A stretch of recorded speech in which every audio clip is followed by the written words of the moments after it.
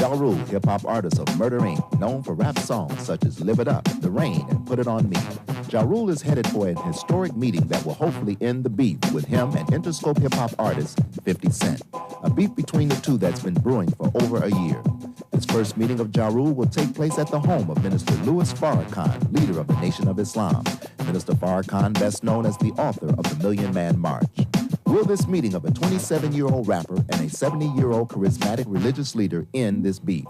Let's witness this historic meeting as Ja Rule seeks out the counsel of a man he believes to be the peacemaker.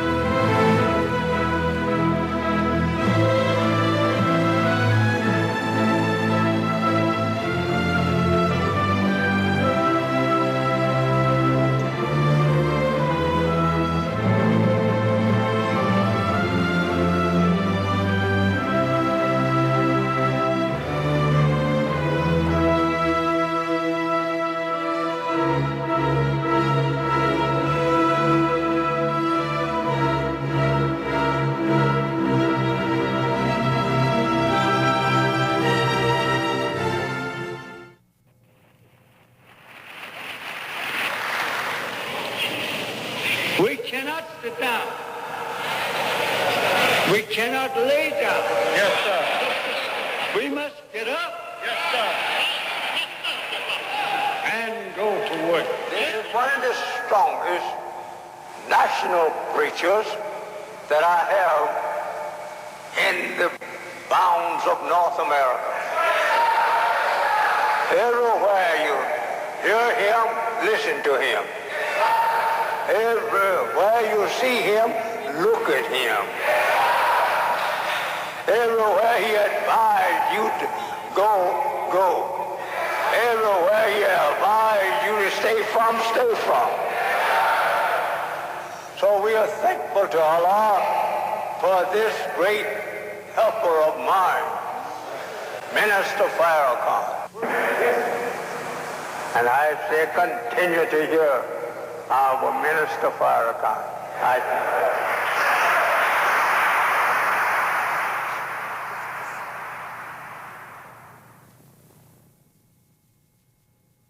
We live in the most dangerous time since there's been a time and a people on our planet. We need right guidance to get us through these times. We need to know the truth. And Final Call Incorporated is the storehouse of truth. From lectures by the Honorable Minister Louis Farrakhan to books by the Most Honorable Elijah Muhammad, Final Call Incorporated provides you with guidance and insight into these troubled times. Look in the Final Call newspaper or visit us at store.finalcall.com to see our complete selection of tapes, CDs, DVDs, and books by a wide array of authors. Final Call Incorporated, the storehouse of truth.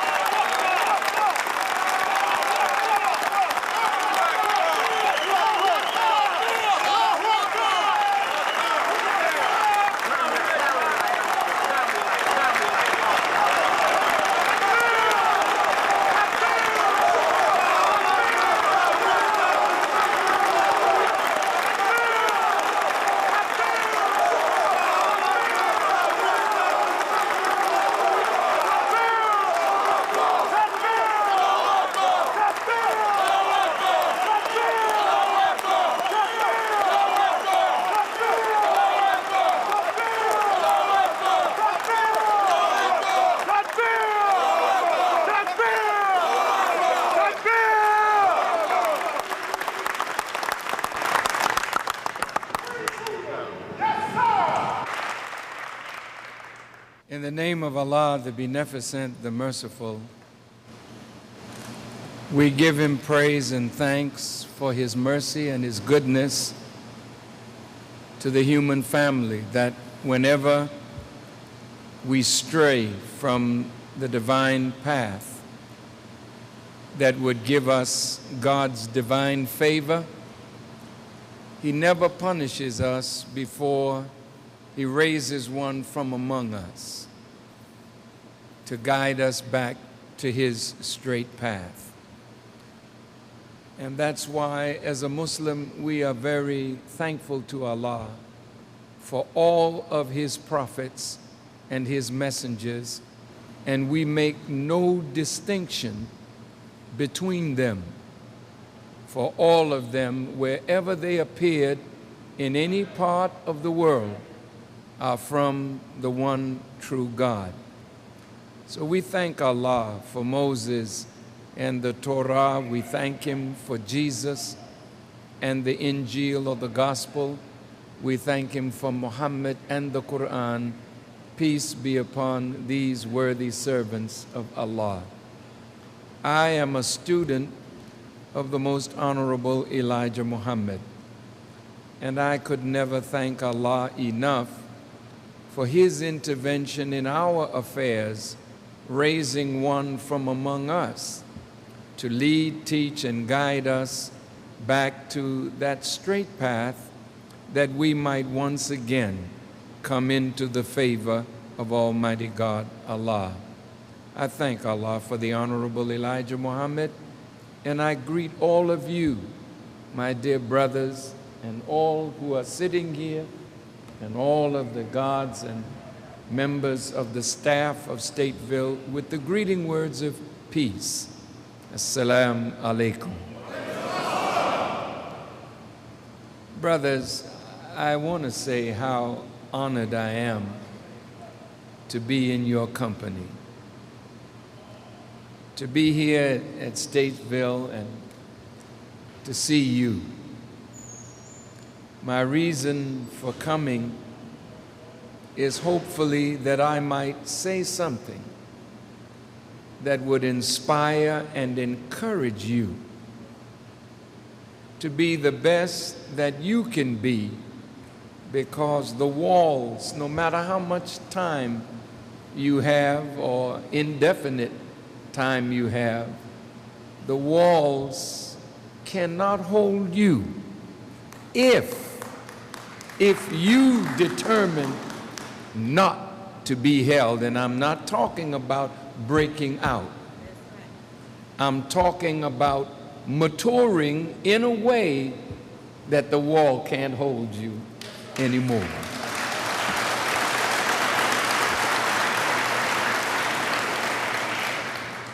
I realize that it is a struggle, but hopefully what we will say to you in the few minutes that we'll be with you will encourage you and make you to know that you were created by Almighty God, Allah, to overcome any obstacle in the pathway of your progress. There is no impediment. I want you to hear me well. No impediment that is impossible for you to remove.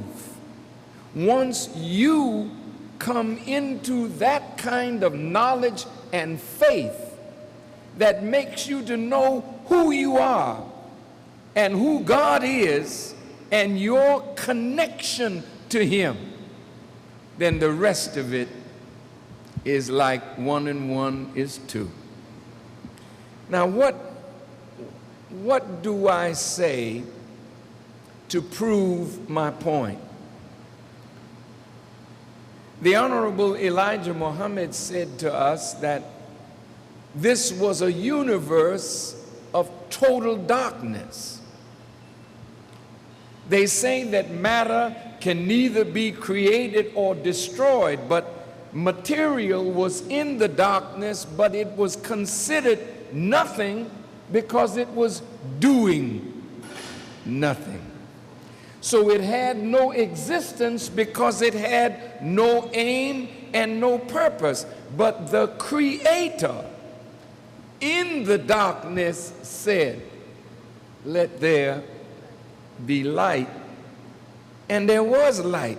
Now, from him we came.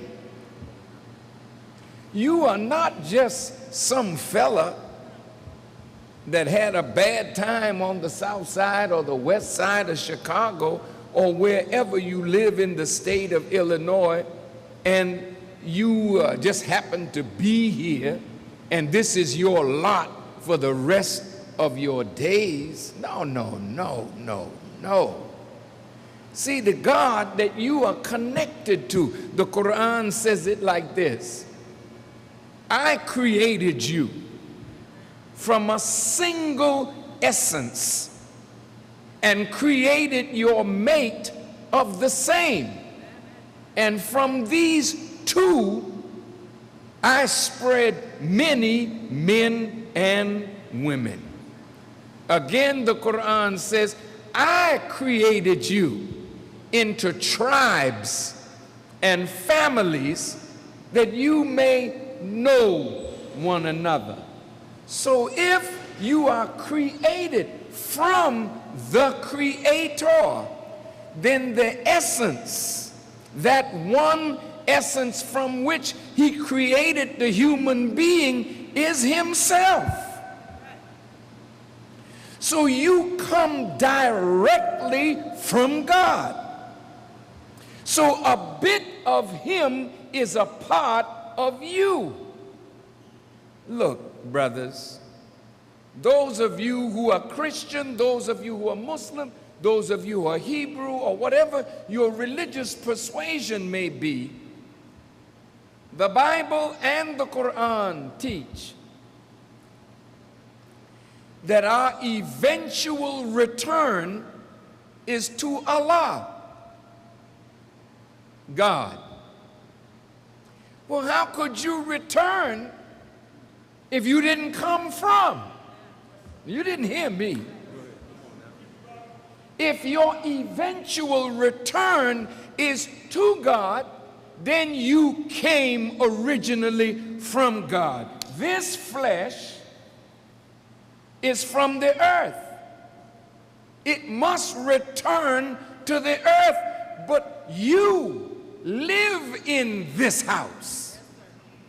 The real you. I'm not talking about what I'm looking at. The flesh, the blood, the bone is of the earth. So when death comes, the body returns to the earth, but the essence of us returns to Allah. Now, if you came from God, then there is a divine essence in every human being. I'm going to say it again. There is a divine essence in every human being. But the human being is not like the animals. The only thing that separates the human from the beast or the lower forms of life is that we have the ability to think. And knowledge must be a requirement of a human being in order for us to manifest God. Now listen to what I'm going to say. The essence of Allah, God, is in every human being. Have you noticed even, well, some of you may not be guilty of any crime, and you're just here, unfortunately. But there are others who kind of messed up. But did you notice before you messed up, there was a still small voice inside saying, I wouldn't do that if I were you. See, you never do wrong without right telling you, wait a minute. But you overcome that voice, which is called conscience, but what it is the divine essence of God in the human being. Hear me. Now, when Peter was with Jesus, and Jesus asked Peter, "Lovest thou me?" Peter said, "Yes, sir. You know I love you." He said, "Well, feed my sheep." And he asked him a second time. And he said, "Feed my sheep." Don't tell me you love me.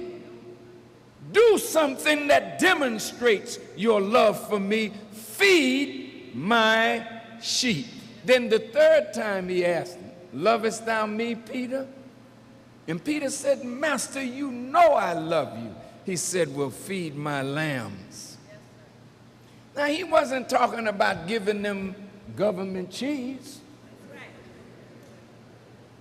or some handout in physical food. The essence of God within every human being must be fed and must be cultivated in order for you to grow into God. Now, I'm going to say something that may sound a little strange, but I want you to just think about it. What do you mean, grow into God? Well, how could the Bible put it like this? How could you be made in the image and likeness of God and not be able to reflect God? That's a contradiction. In the Quran, it says it differently, that the human being is called Khalifa. He's the successor of God. He reigns in this level by God's permission. He's made to rule. But how do you get to rule if there's no guidance coming to you, no knowledge coming to you to feed God within you? See, God never steals. God doesn't even borrow. He says, "Be," and it is. Well, how could you be from God? And you got to use your brain power to trick somebody, to steal from somebody? That's not your role.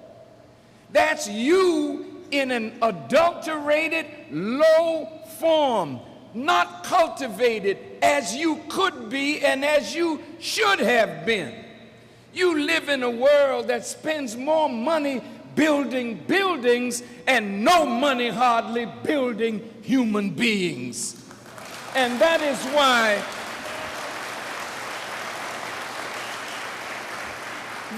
why uncultivated human beings tear down buildings, tear up streets, destroy cities and towns, because we have never been truly cultivated.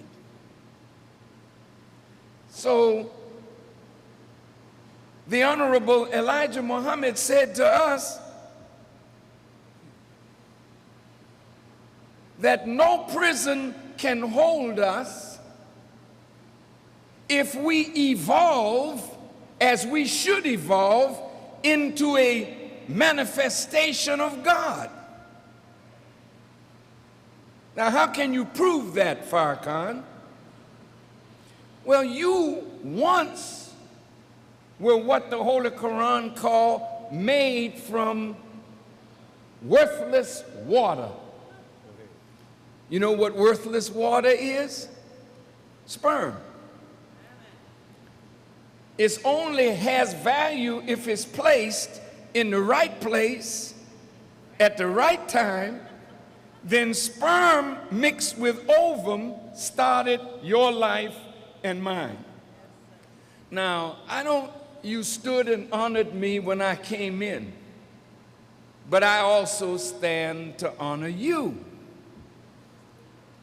because I am not greater than you. What I am manifesting is already sitting up inside of you. only needing an avenue, an opportunity to manifest itself. Listen carefully. When you were sperm, how many sperm were released at one time? Some say 100 million, some say 200 million, some say 1 billion. But only one sperm could fertilize the egg. So the odds that you were going to be here was 100 million to several billion to 1. That's greater odds than the 5 number, what do you call that, lotto? That's greater odds than anything that Vegas offers. Look at this. But you personally were emitted into a hostile environment. The vaginal tract of the female is a hostile environment. So don't complain. It's hostile in here. Yeah, but you overcame that when you were sperm. You mean you can't overcome it as a grown-up human being? Huh? Now, why does God give you an initial test of a hostile environment to prove that you're worthy to come forth out of the womb? See, life has to be tested. You have to be worthy of life. So your effort, 1 billion, several billion, 100 million to 1, that you would make it. Then you had to, that was competition, but you made it. Then you had to swim upstream against gravity. So don't tell me that you can't come up. I don't care how down you are. As a sperm, you had to swim up so you can get up. You can get up.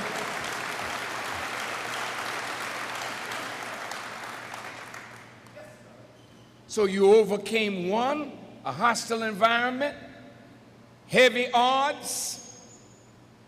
What are the odds that you're going to make it out of here? See, some people are already betting. Not him, he ain't making it. But if they had been around when you were sperm, they might have bet even a greater chance that you wouldn't make it, but you made it. And if you made it as a sperm, then you can make it as a developed and developing human being.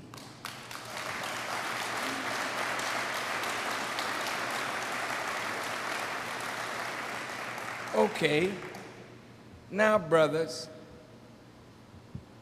the womb of the female looks like a small pear shape. Okay? When the sperm meets the egg, it finds a firm resting place in the womb. Then the womb begins to expand to accommodate the growth of what is within. Now, mama feeds, and then the baby feeds off the mother. Growth. So the Quran says you start from sperm mixed with ovum, then a clot, then an embryo, then a fetus. But at a certain point, you outgrow the womb. Can't stay there no more.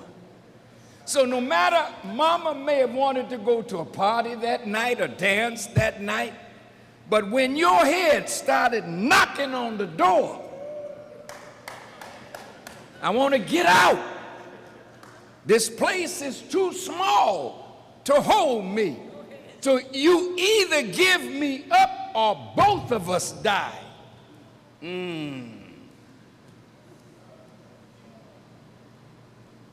So mama went to the hospital or wherever and laid down, and you came forth. From that womb, well, Nicodemus came to visit Jesus one day, and he wanted to know how he could be saved. And Jesus said, well, you must be born again. So Nicodemus said, well, how can I, a grown man, enter again into my mother's womb? See, once you come out of there, you can't go back. There's no recidivism, if you understand. Once you are properly evolved and developed, you can never accept confinement. So now, what is your role here at Statesville? You don't serve time. You let time serve you.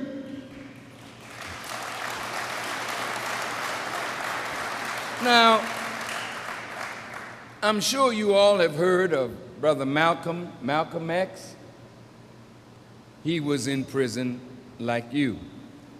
Some of our most brilliant brothers and sisters, white, brown, and black, are in prison because they refuse to bow to the system or got involved in that which says, I'm not going to submit to that. Okay. Malcolm was like that. Malcolm went to the 8th grade of school. And when he was in the 8th grade, his teacher said, Malcolm, what would you like to be when you grow up? He said, I would like to be a lawyer. And his Caucasian teacher said, oh, Malcolm, if you became a lawyer, your own people wouldn't hire you, and my people never would either, but you would make a wonderful carpenter. So that's like sticking a needle in the brain so that you will never think beyond your slave master. You will never think in ways that can challenge his rule of you. So Malcolm left school and became a criminal. But while he was confined, the message of the Honorable Elijah Muhammad reached him. And then he went to the prison library in Norfolk, Massachusetts, and read everything that they had of value in the library. The library must be equipped with the type of books that will enable you to grow. See, well, I can't read, you may say. I